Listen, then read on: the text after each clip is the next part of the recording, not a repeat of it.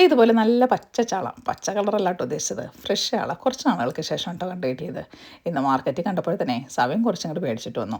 ഇനി ഇതിനെ ഫ്രിഡ്ജിനകത്ത് വെച്ച് അതിൻ്റെ ഫ്രഷ്നെസ് ഒന്നും കളയണ്ടല്ലോ എന്ന് വിചാരിച്ചിട്ട് ഡ്യൂട്ടി കഴിഞ്ഞിട്ട് വന്ന് ഞാൻ നേരെ ഇതിൻ്റെ പുറത്തേക്ക് കയറി കേട്ടോ. എല്ലാ ചാളകൾക്കും മുട്ടയുണ്ടായിരുന്നേ. സാധാരണ വേറെ ടൈപ്പിൽ തരിതിരിഞ്ഞിരിക്കുന്ന മുട്ടയും കാണാറില്ലേ, ഇതിൽ ഇങ്ങനത്തെ ടൈപ്പ് മാത്രമേ ഉണ്ടായിരുന്നുള്ളേ. ഇതിൻ്റെ ഇടയിൽ ഒരു വറ്റയുണ്ടായിരുന്നേ. ആ വറ്റേനെയും കുറച്ച് ചാളേനെയൊക്കെയും വറക്കാൻ വേണ്ടിയിട്ട് അരപ്പൊക്കെ കുത്തി മാറ്റി വെച്ചു. ഇനി നമ്മുടെ ചാളക്കറിയുടെ കൂടെ കഴിക്കാനുള്ള സാധനം ഞാൻ ഫ്രിഡ്ജിൽ നിന്ന് ഇറക്കട്ടെ. അതെന്താണെന്ന് വഴി പറയാവേ. ആദ്യം തന്നെ ഈ മീൻകറി വെച്ച് മാറ്റട്ടെ കേട്ടോ. ഇനി നമുക്ക് ചാള ചേമ്പിട്ട് തേങ്ങ അരച്ച് കറി വയ്ക്കാവേ. ഈ ചേമ്പിട്ട ചാളക്കറി നല്ല രസമാണ് കേട്ടോ കഴിക്കാൻ. അതിനകത്തു നിന്നുള്ള ചേമ്പ് വറുക്കി തിന്നാനാണ് കേട്ടോ അതിലും ടേസ്റ്റേ. അങ്ങനെ ചേമ്പൊക്കെ ഒന്ന് വേഗണ നേരം കൊണ്ടിട്ട് ഫ്രീസറിൽ നിന്ന് പുറത്തിറക്കി വെച്ച സാധനത്തിന് ഞാൻ ഡീഫ്രോസ്റ്റ് ചെയ്യാൻ വയ്ക്കാവേ. ചേമ്പ് വന്ന് കഴിഞ്ഞപ്പോഴേക്കും ഞാൻ ചാളേനെയും അതിൻ്റെ ഒപ്പം തന്നെ നമ്മുടെ മുട്ടകളെ എല്ലാത്തിനെയും ഇട്ട് കൊടുത്ത് വേവിക്കാൻ വെച്ചിട്ടുണ്ട്. പണ്ടൊക്കെ ഈ ചാളയുടെ മുട്ടേനെ സെപ്പറേറ്റ് വറുത്തെടുക്കുമായിരുന്നു. അങ്ങനെ ചാളയും ചേമ്പൊക്കെ വെന്ത് അരപ്പൊക്കെ സെറ്റായപ്പോഴത്തേക്കും ഡീഫ്രോസ്റ്റ് ചെയ്ത് കഴിഞ്ഞ സാധനവും ഇങ്ങനെ എത്തി കേട്ടോ. ഇതെന്താണെന്ന് വല്ല പിടിയും കിട്ടിയോ? ചക്കപ്പുഴുക്കാണ് കേട്ടോ. ഇത് ക്ലൗഡ് നാട്ടിൽ നിന്ന് വന്നപ്പോൾ സ്നേഹത്തോടു കൂടി കൊണ്ടു തന്നതാണേ.